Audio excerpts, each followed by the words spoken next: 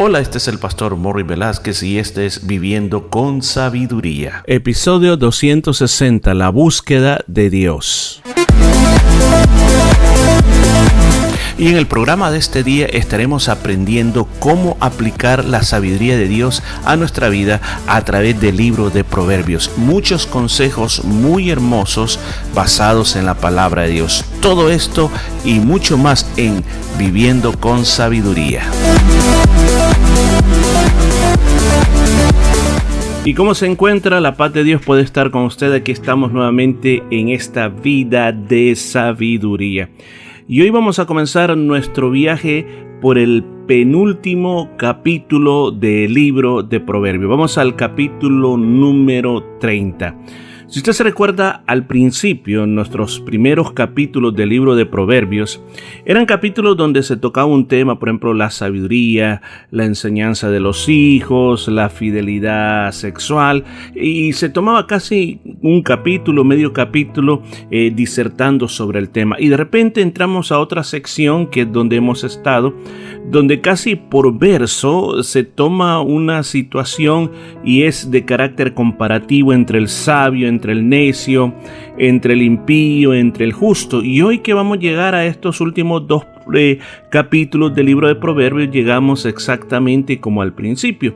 Entonces vamos a ver de qué se trata. Mira cómo comienza diciendo las palabras de Agur, hijo de Jaque, la profecía que dijo el varón a Itiel y a Aucal.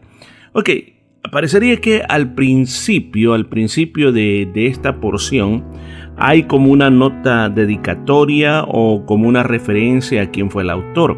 Mire, a ciencia cierta no se sabe exactamente, pero hay aquí las teorías.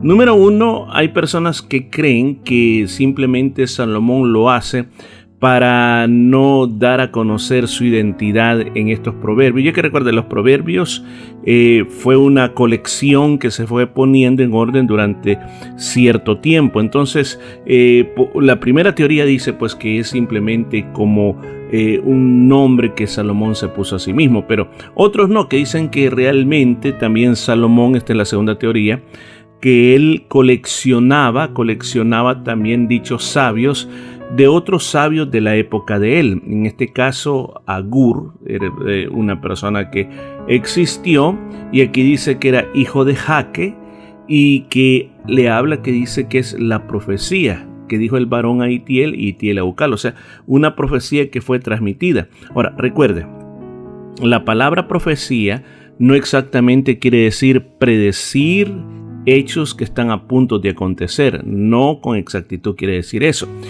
sino que profecía simplemente en su sentido natural quiere decir hablar en nombre de, y cuando hablamos en términos bíblicos decimos hablar en nombre de Dios. Entonces, podríamos tomar en cuenta que esta dedicatoria fue una palabra de Dios que esta persona, Agur, recibió y que la dijo, se la transmitió a Itiel, y a Itiel se la transmitió a Aucal. Ahora, hay muchos personajes en la Biblia con ese nombre, pero no sabemos a ciencia exacta a quién se está refiriendo. Pero dejemos por ahí la introducción. Entremos al versículo 2. Dice: ciertamente más rudo soy que ninguno, ni tengo entendimiento de hombre. Yo ni aprendí sabiduría, ni conozco la ciencia del santo. Lo primero que este personaje está diciendo de que no es en ningún momento una persona de alto conocimiento, no es una persona que igual que Salomón, ha adquirido mucha sabiduría, sino que es una persona que le dice, es ignorante, en otras palabras. Él se siente una persona ignorante que le cuesta razonar. Aún más, en el siguiente versículo, el versículo 3, dice, ni yo aprendí sabiduría, ni conozco la ciencia del santo. A mí me parece la voz de alguien quien está clamando por conocer. Muchas veces nosotros decimos de esta manera, que el que no conoce a Cristo vive en oscuridad, y es que está en la Biblia.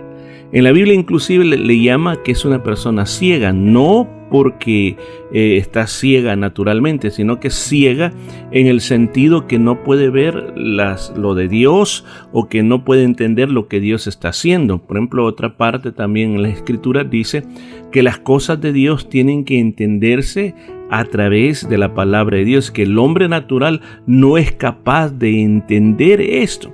Entonces, realmente uno necesita la revelación de Dios para poder entender lo que el Señor dice a través de su palabra.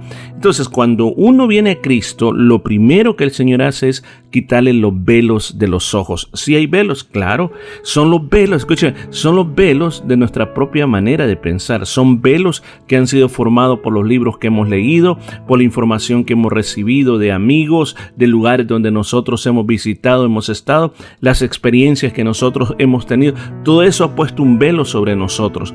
Cuando oímos la palabra de Dios y la palabra de Dios llega a lo profundo del corazón, se cae el velo. Y cuando se cae el velo, entonces yo reconozco que Jesús murió en la cruz por mí y que Él me quiere limpiar, me quiere transformar en otra persona y me quiere llevar al cielo para que viva con Él por toda la eternidad. Hasta que se cae el velo, entonces sucede eso. Miren lo que dice el versículo 4. ¿Quién subió al cielo y descendió? ¿Quién usted cree que es? Mire, en el libro de Proverbios me recuerda mucho lo que el apóstol Pablo habla en el libro de Efesios. Está hablando del Señor Jesucristo. Dice ahí, usted dice, bueno, subió al cielo y descendió. Bueno, el Señor Jesucristo vino de los cielos a esta tierra, vivió en esta tierra y luego subió a los cielos. Pero esperamos ahora que se cumpla, que aquel que subió a los cielos ahora descienda. Se está hablando de Jesucristo, mire qué precioso. ¿Quién encerró los vientos en sus puños? Está hablando de Dios. Hay una parte en un profeta que dice que Él junta toda la arena del mar entre sus dedos. ¿Quién ató las aguas en un paño? Dios. ¿Quién afirmó todos los términos de la tierra? Dios. Y mire qué tremendo lo que dice esta parte. ¿Cuál es su nombre? Y el nombre de su hijo, si sabes. Imagínense. ¿Cuál es el nombre? Fíjense que este hombre está diciendo de una manera como muy, llamémosle, hasta retórica, diciendo, yo no tengo sabiduría, yo no soy entendido, pero con lo que acaba de revelar aquí, estamos viendo que la revelación que tuvo es algo grandioso. O sea, quizás en las cosas de esta tierra él no tenía esa gran capacidad, pero a través de esa palabra, esa profecía que vino de Dios para él, está revelando esto, versículo 4, que es un versículo muy poderoso, porque ¿cuál es el nombre de Dios? Ahora lo conocemos, Jehová de los ejércitos, Yahweh, Dios, Elohim, conocemos el nombre y el nombre de su hijo, el cual es Jesús, Yeshua. Aquí está hablando, escúchame bien, de la Trinidad. Ahora, vuelvo a insistir en eso. Nosotros no creemos entre dioses. No creemos que hay tres dioses que tienen que ser adorados por separados, sino que creemos en un solo Dios que se manifiesta en tres personas. Son individuales, escucha bien, pero todos de la misma sustancia y todos dignos de la misma adoración. Escucha esto, y todos participantes en la salvación o en la redención del hombre. Ahora, hay cosas que nosotros no la vamos a llegar a comprender a totalidad en esta tierra, pero cuando estemos frente a Él lo vamos a lograr comprender. Por ejemplo, le voy a poner un ejemplo. Cuando el Señor se bautizaba, dice que el Espíritu Santo tomó una forma corporal para descender sobre Él. ¿Cuál fue la forma corporal? Una palomita. Pero no quiere decir que el Espíritu Santo es una palomita. Y en ese momento se oyó que la voz de Dios dijo, este es mi Hijo amado. O sea, el Padre habló, o sea, el Padre, el Espíritu Santo y Jesús que estaba bautizándose. Mire qué tremendo. Cuando Moisés estaba en esta tierra y Moisés hablaba con Dios cara a cara, él lo miraba. Pero escucha esto, era una teofanía. Porque en otra ocasión le dice, Señor, yo quiero verte. Entonces, ¿a quién estaba viendo? Y después le dice, yo quiero verte. La forma como Dios se manifiesta al hombre se llama teofanía, es a través de nuestro Señor Jesucristo. Lo mismo al principio en Edén. En Edén dice que el Señor bajaba sobre la tierra y tenía una comunión permanente con Adán y con Eva. Ahora, ¿cómo es que se manifestaba de esa manera? Se manifestaba a través de una teofanía. Así que eso es lo que se está dando a conocer. Versículo 5 dice, toda palabra de Dios es limpia, Él es escudo a los que en Él esperan. Wow, de aquí podríamos pasar hablando toda una hora, porque aquí viene la palabra de Dios. Es que la palabra de Dios es la verdad absoluta. La palabra de Dios tiene un poder sobrenatural que limpia el alma del hombre. ¿Por qué? Porque la palabra de Dios es un espejo que te revela todo lo que tú eres. La palabra de Dios es un viento porque sopla sobre ti y arrastra toda la basura que puedas tener en tu vida. La palabra de Dios es como un fuego, quema todo lo que nos sirve, purifica la palabra de Dios. La palabra de Dios es como un martillo que despedaza, hace pedazos el corazón más duro. La palabra de Dios tiene poder para transformar la vida de cualquier persona. Y aquí aún agrega que es escudo a los que en Él esperan. Él es escudo. ¿Quién? El Señor Todopoderoso. Él es escudo, o sea, Él es el protector. Que venga lo que venga, suceda lo que suceda, Él va a estar ahí para ayudarte. ¿Por qué dice? Porque estamos esperando en Él. El último versículo 6 dice: no añadas a sus palabras. ¿De qué? ¿A qué palabra? Estamos hablando de la palabra de Dios. No podemos seguir inventando libros de la Biblia. No podemos seguir diciendo, oh, Dios me dijo y esta es la última revelación de Dios. No, porque aquí dice, para que no te reprenda. Y en el libro de Apocalipsis hay una maldición que dice que aquel que añada más palabras a las palabras escritas de Dios, le van a venir muchas plagas y muchas maldiciones. O sea que no se puede hacer. Dice, y seas hallado mentiroso. ¿Por qué razón?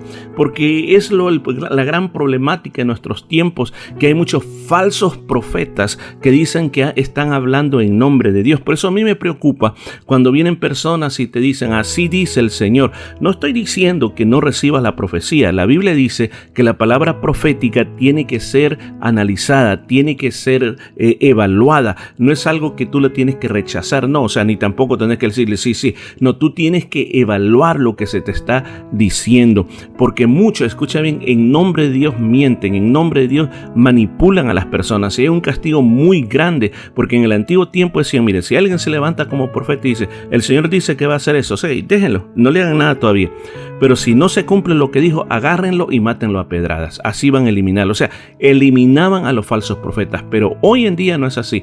Hoy en nuestra época siguen a los falsos profetas. No se eliminan, sino que se siguen a los falsos profetas. Bueno, qué porción más hermosa hemos tenido este día.